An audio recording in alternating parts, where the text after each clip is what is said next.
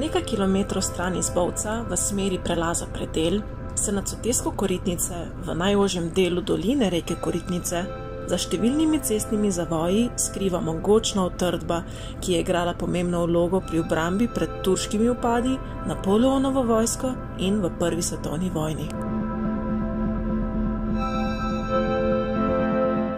Trdnjava je branila pomemben strateški prehod Bovška vrata med strmimi pobočji Rombona, Slemena in smaragdno-zelenimi koriti Koritnice.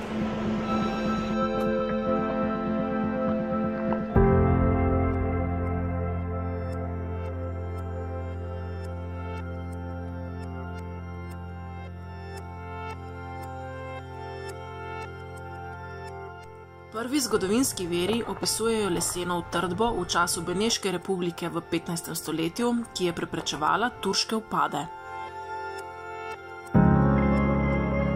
Kasneje so jo zavzeli Habsburžani, jo pozidali in utrdili, nato pa se je v 18. stoletju v trdnjavi avstrijska posadka branila pred vojsko generala Napoleona Bonaparta.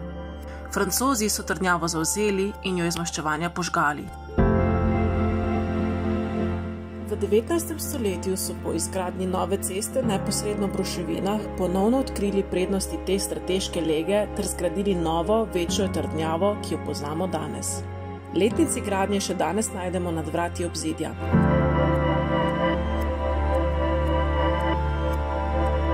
V tistem času so za dodatno obrambo trdnjave zgradili nad cesto na pobočju Rombona še eno, imenovano Fort Herman.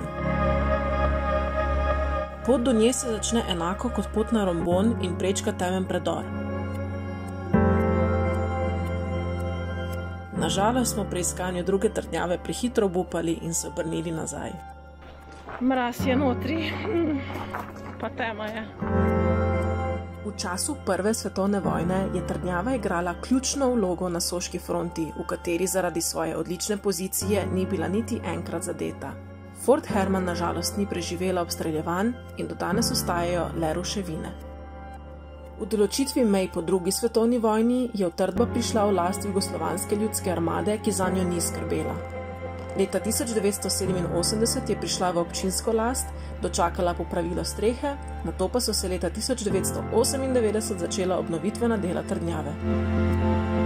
Danes v njej najdemo poročno dvorano, predavalnico, stalne razstave in občasne uprizoritve dogajanja med Prvo svetovno vojno.